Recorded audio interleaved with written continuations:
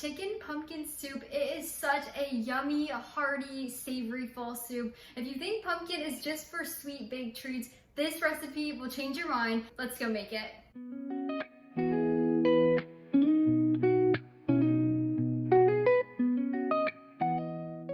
For my full written recipe, find the link down in the description below. When you click that link, it'll take you over to the blog where you can print and save the recipe anytime, as well as find tons of helpful tips for storage and serving throughout the blog post. So to get started, you'll want to add about 1 tablespoon of avocado oil or butter to a medium-sized saucepan. You're going to melt that over medium heat. While that's warming, we'll grab 1 large boneless, skinless chicken breast and cut it into bite-sized chunks. So just like this, about the same size you would take a bite. If you're using small chicken breast, make sure you use 2 or 1 large one. Once you've got that cut up, we'll add in 1 teaspoon of sea salt and half of a teaspoon of ground black pepper. Now we're just going to use our tongs to stir this together. You just want to make sure all the pieces are evenly coated in the seasoning. And then you also want to dice up half of an onion. I always like to use a yellow onion, but you can use white or yellow. So you're just going to want to finely dice that and set that aside for now. Once your chicken is completely coated in the salt and pepper and your oil is hot, we're going to add our chicken in here and cook it for about 4 to 5 minutes. Then we'll flip it and cook it another 4 to 5 minutes. After you add your chicken in here, make sure it's just in a single layer. You don't want it like stacked upon one another if you have the room. I'm gonna wash my hands quick. For food safety, you always wanna make sure you wash your hands and wash your workspace after messing with raw meat, especially chicken. And then next we'll add in our diced onion. Just gonna add that on top. And then we're gonna let this cook on medium heat for 4 minutes and then we'll flip them. When your chicken has cooked for about 4 to 5 minutes, we're just gonna flip everything and then cook them for another 4 to 5 minutes until fully cooked. Once your chicken is fully cooked, we'll take it out of the pan and put it on a plate. So you want to get both the chicken and the onions out of here. Now, if there's some browning on the bottom of your pan, no worries, we're going to deglaze this here in a second.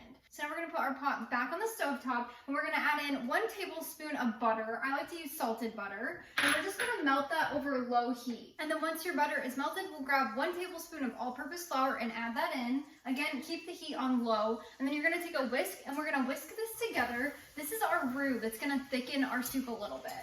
So instead of adding cornstarch at the end, I like to do a roux at the beginning. I think the consistency of the soup is so much better. We're just gonna whisk this for about 1 minute continually. This is just gonna cook down that roux and help everything come together, and it's also gonna cook out that flour flavor. When you've cooked your roux for 1 minute, we're going to then add in the rest of our ingredients. So we'll add in 3 cups of chicken broth or chicken stock. Now I'm using a no salt added chicken stock that I make at home with rotisserie chicken. I highly recommend finding a no salt added chicken broth or chicken stock. If you do happen to use a chicken broth or stock that has salt in it, make sure here in a second when we put salt in this that you only do it to taste and you don't put all of this in. This amount of salt that we're gonna use is for a chicken stock that's not salted, if that makes sense. So we're gonna add in 3 cups of no salt added chicken broth or chicken stock, as well as half of a cup of half and half. You could also use heavy cream if you would like. If you use milk, just know it's not going to be as rich and creamy. Before we add the other ingredients, I always like to just give this a quick stir, especially because of the half and half. So just give it a quick stir. And our heat is still on low. We're gonna turn it up here in a second.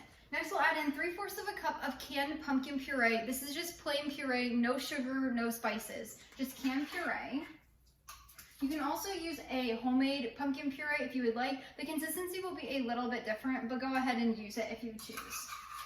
Next, we'll add in 2 fresh garlic cloves minced. If you don't have garlic cloves, which I highly recommend adding in, if you don't have your garlic cloves, you can just substitute this for 1 teaspoon of garlic powder. Then we'll add in half of a teaspoon of dried thyme. This adds such a good balance of the pumpkin. 1 teaspoon of garlic powder and 1 teaspoon of onion powder.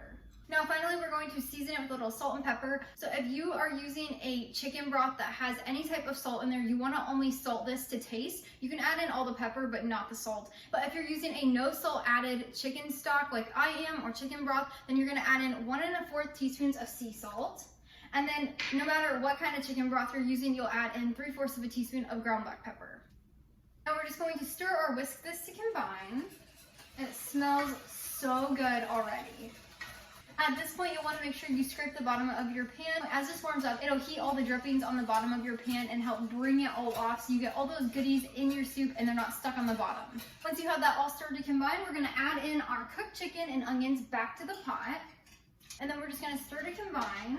And then you want to put this on a low-medium heat and let it cook for about 10 to 15 minutes. Now you want to leave it uncovered and make sure you stir it occasionally so nothing sticks to the bottom. But when you're done, you're just going to take it off the heat and serve it right away. My husband and I love this recipe during fall days, no matter if it's warm still here in Tennessee or not. It's a really good savory soup that feels like fall in a bowl. Like I said before, if you want the full written recipe with tons of tips and storage instructions and even serving ideas, head over to the blog. It's linked down in the description below for the full written recipe. Until next time, go love your family and serve God one recipe at a time.